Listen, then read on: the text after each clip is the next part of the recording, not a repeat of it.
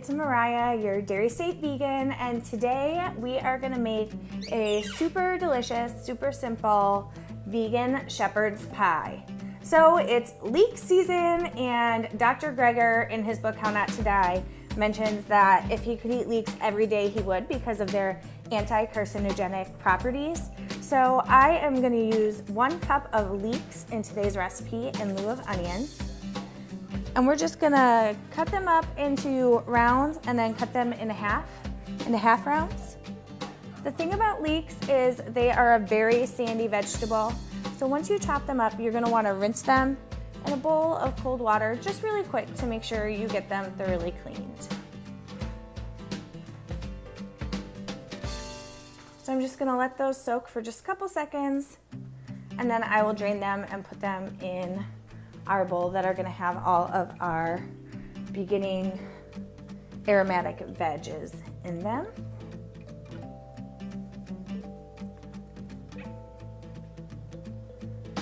And then we're gonna do about a cup of celery. If you've seen my videos before, you know I'm not a big fan of celery, but actually in this recipe, I use a full cup because it's a very hearty stew-like dish.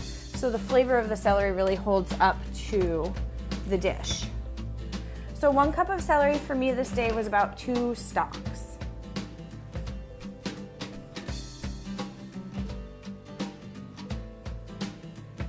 And again, I'm gonna chop those not too fine because this is a heartier dish, but into probably about 1/4 inch slices.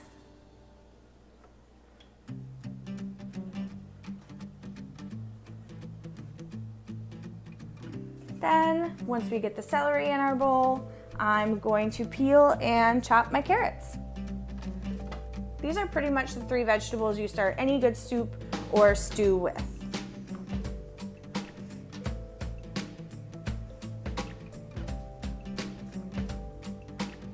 So again, it's about a cup of carrots. For me, it was about 2 carrots out of this batch. It's really gonna depend on the size of carrots that are in the produce section when you purchase them, but for me it was about 2 celery, 2 carrots that made a cup. Then we're gonna heat my big soup pot and put a little olive oil in it, and then just dump my carrots, celery, and leeks in so that they can simmer low and get sweaty and smelly and delicious. I'm also just gonna add a little salt, a little pepper, and let them sit here for about a good 10 minutes, guys. Then once everything starts getting a little tender and the leeks start getting translucent, I'm going to shave in 4 cloves of garlic. These were bigger cloves, so if they're smaller cloves, you guys are really gonna wanna do like 6. If you're not a garlic lover, you can cut this back or even replace it with shallots if you wanted. And then we're gonna add about 1.25 cups of brown lentils. You can also use the French green lentils. I just used the brown lentils because they happen to be cheaper in my bulk section that day. So all the lentils for this whole recipe probably cost me about $1. And then I'm adding a tablespoon of vegan Worcestershire sauce. Worcestershire, that's what we're gonna call it. A lot of Worcestershire sauce has anchovies in it. So when you're buying Worcestershire sauce, just make sure that you see the vegan on there. And then we added about 3 cups of vegetable stock.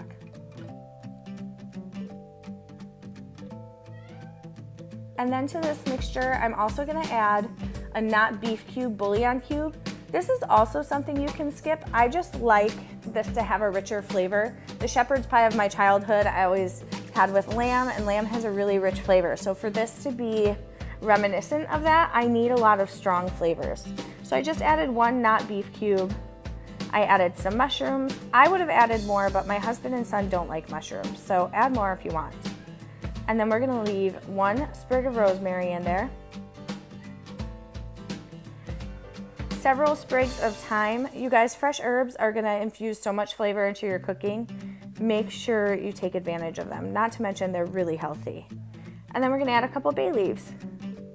Now, I don't recommend chopping up the thyme or the rosemary because you're gonna remove all of this once it's all cooked and the lentils are tender.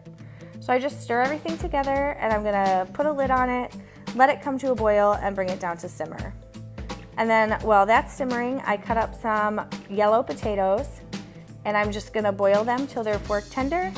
to make our mashed potatoes. Look at everything coming together, you guys. It smelled so good in my kitchen at this point. Oh man, this is definitely gonna become a staple meal for my family for the fall and winter.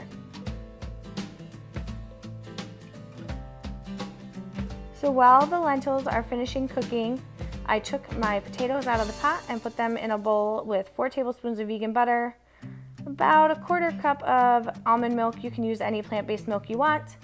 And then garlic, salt, and pepper is my pretty standard mashed potato recipe. And that is actually my salt grinder, so I'm using Himalayan pink salt.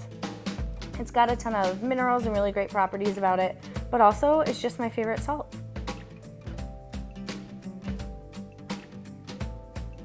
And then you can see my lentils are just about ready.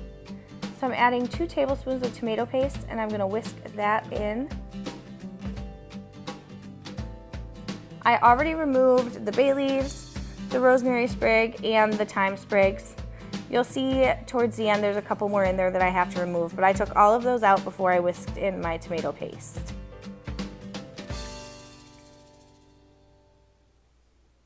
And then we're gonna assemble everything in the pan. So I'm gonna pour my lentil mixture on the bottom of the pan. I did spray my pan with a coconut oil cooking spray before I poured everything in. And then you'll see there's a few little sprigs left, so make sure to take those out. Nobody wants twigs when they're eating.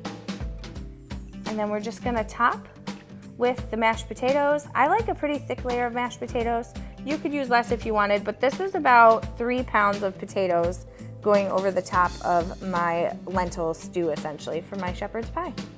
And then once this is all assembled, it's gonna go in the oven on broil on high for 5 to 8 minutes until you just get a little bit of like a crust on the exterior of the potatoes. So make sure before you top it that you have your broiler preheating. Oh my gosh, you guys. I can't even tell you how good this is. Just editing this video right now, I wanna eat it all over again. I will say this made enough for my family of 3, plus lunches for my husband and my son the next day. There you go, we're gonna let it broil, and then when it's all done, it's ready to serve up. So I hope you guys like this easy vegan shepherd's pie video. If you like videos like this, go ahead and hit the subscribe button, like, and comment on the video below, and I will see you all in my next video.